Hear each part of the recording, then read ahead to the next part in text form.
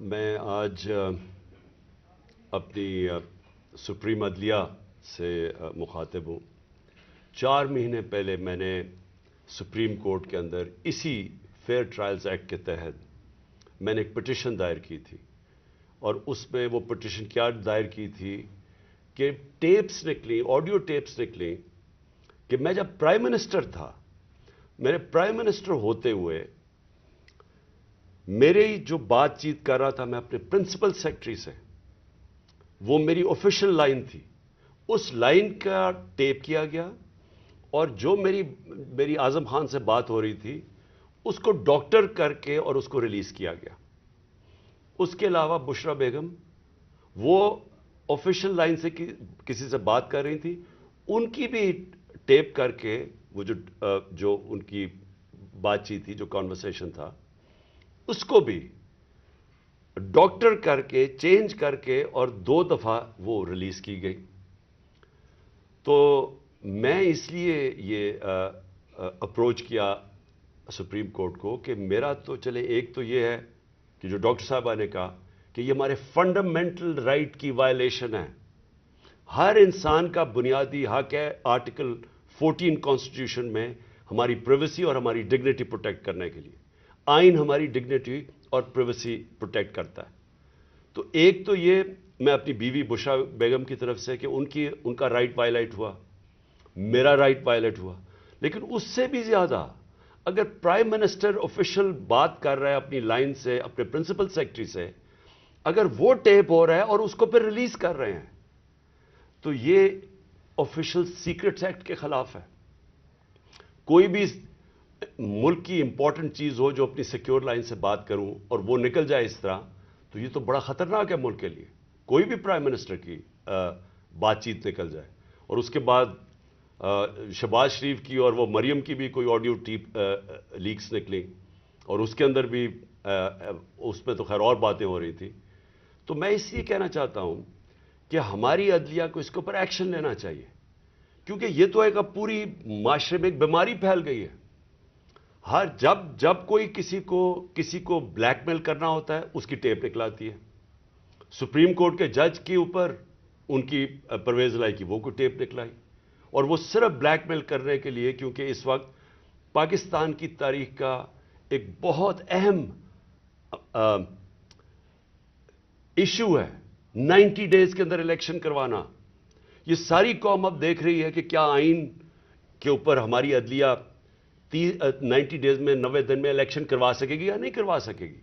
اور یہ اب عدلیہ کو بلیک میل کرنے کے لیے کوشش کی جا رہی ہے۔ اور انٹیریئر منسٹر، ملک کا انٹیریئر منسٹر خود بیٹھ کے ایک فون ٹیپ کی بات کرتا ہے، جب ڈائریکٹ اس کی ذمہ داری تھی کہ یہ ہوا کیسے فون ٹیپ؟ کیا اس نے پرمیشن لی تھی کسی عدلیہ سے، کسی ہائی کورٹ کے جج سے اجازت لے کے یہ فون ٹیپ کیا تھا؟ اور اس سے بھی آگے چلے جائیں کہ ہمارے ملک کے اندر اب جو میں شروع بات کی تھی، ڈیپ فیک ویڈیوز بنی ہوئی ہیں جو بلیک میل کیے جا رہے ہیں۔ میں 3 اپنے سینئر پارٹی لیڈرز جانتا ہوں جن کو بلیک میل کیا جا رہا ہے۔ اس کے بعد سب کو یاد ہے کہ مریم نواز نے بیٹھ کے ایک اناؤنس کیا کہ میرے پاس آڈیو ٹیپس ہیں یا ویڈیو ٹیپس ہیں ججز کے اوپر، ارشد ملک کا جو کیس تھا۔ اس کے بعد ریٹائرڈ جسٹس ثاقب نثار کی ایک آڈیو ٹیپ نکلی جو بعد میں پتہ چلا کہ فیک تھی، یعنی جوڑی ہوئی تھی، جو ڈیپ فیک تھی، یعنی اس کو پیس ٹوگیدر کیا ہوا تھا۔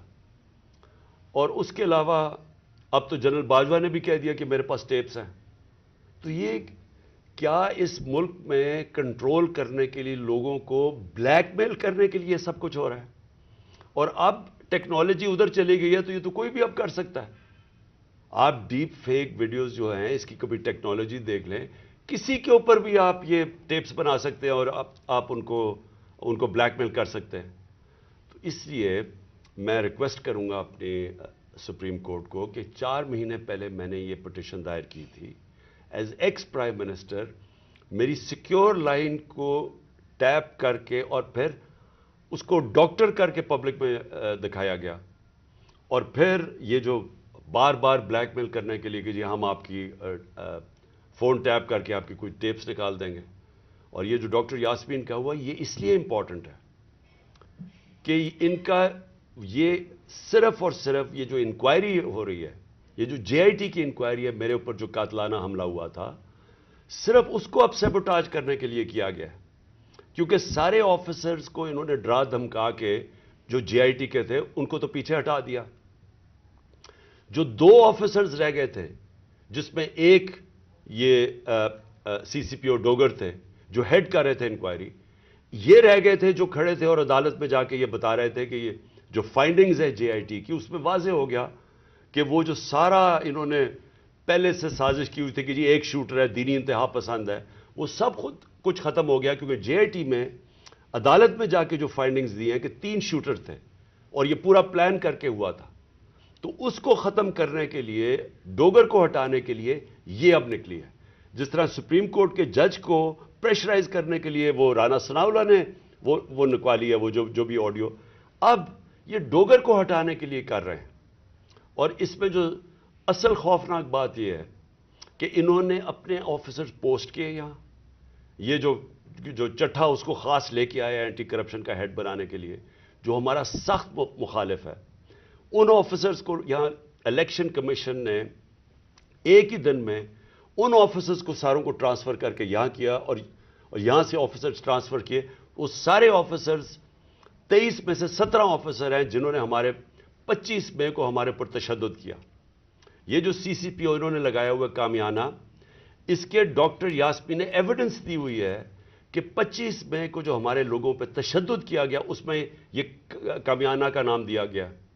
اس کو فوری طور پہ لے کے آئے ہمارے اوپر، پھر دباؤ، جھوٹی ایف آئی آرز کیسز کرنے کے لیے، ڈرانے دھمکانے کے لیے، ورکرز کو ڈرانے کے لیے. تو یہ تو کوئی نیوٹرل کیئر ٹیکر گورنمنٹ ہی نہیں ہے. اور یہ تو گورنمنٹ آئی ایک ایجنڈا کے اوپر ہے کہ بجائے ہم اپنی گورنمنٹ ہٹا رہے تھے، ہم نے ڈیزالو کی. مقصد تو یہ تھا کہ پاکستان میں الیکشن ہو تاکہ یہ جو معاشی بحران ہے اس سے ہم نکلیں. ہمارا تو یہ مقصد تھا. یہ مقصد تو نہیں تھا کہ اس گورنمنٹ کو ہٹا کے یہ سارے جو ہمارے مخالف وہ لوگ جنہوں نے ہمارے اوپر تشدد کیا ان سب کو اوپر لے آئیں. اور جو جے آئی ٹی میرے اوپر بنی تھی، جو پنجاب گورنمنٹ نے بنائی تھی، اس جے آئی ٹی کو سیبوٹاج کریں اور آ کے اس کا ریکارڈ پہلے سیل کریں اور پھر ریکارڈ میں سے سارا ریکارڈ غائب کر دیں، صرف 11 صفحے رہ جائیں اس کے، اور اوپر وہ آدمی کو بٹھا دیں جس نے آتے ساتھ ہی اس کی مشن یہ تھی کہ جے آئی ٹی کو سیبوٹاج کیا جائے، تاکہ کسی کو نہ پتا چلے کون اس کے پیچھے تھا جنہوں نے مجھے قتل کرنے کی کوشش کی. اور یہ ساری آڈیو لیک اس لیے ہوئی ہے، جس طرح کہ سپریم کورٹ کو بھی بلیک میل کرنے کے لیے آڈیو پہلے ہوئی ہے. تو میں آخر میں پھر سے ریکویسٹ کرتا ہوں کہ ہم اپنے سپریم کورٹ کو درخواست کرتے ہیں کہ 4 مہینے پہلے میں نے پٹیشن کی تھی، پھر میں نے پچھلے ہفتے اس کو پھر سے کہا کہ اس کو سنا جائے. میں اس لیے کہہ رہا ہوں کہ میں ہمارے معاشرے کو بچائیں ان بلیک میلر سے، ان لوگوں کو سامنے لے کے آئیں. کون ذمہ دار ہے کہ اس معاشرے کے اندر بجائے یہ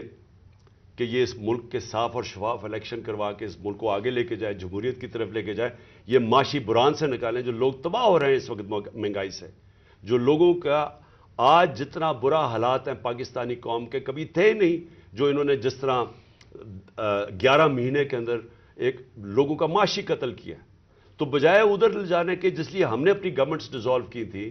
کہ یہاں الیکشنز کروا کے اس ملک کو اس بحران سے نکالیں، یہ الٹا اس کو استعمال کر رہے ہیں ہمیں کراش کرنے کے لیے. اور یہ جو میں جے آئی ٹی کا پھر آخر میں یہ کہتا ہوں، یہ جو انہوں نے سیبوٹاج کرنے کی کوشش کی ہے، اس کا مقصد یہ کہ طاقتور، جو میں کہتا تھا وہ 3 لوگ ملوث تھے، میرا کوئی بھی تھوڑا سا بھی شک ہو اور کسی کا بھی شک ہو، وہ سب ختم ہو جانا چاہیے کہ وہ لوگ یہ جو سیبوٹاج کرنے کی کوشش کر رہے ہیں وہی ملوث تھے میرے قتل کرنے میں. تو میں اپنی عدلیہ سے آج امید رکھتا ہوں. میں نے پھر سے پچھلے ہفتے پھر سے کہا کہ میری پٹیشن سنی جائے.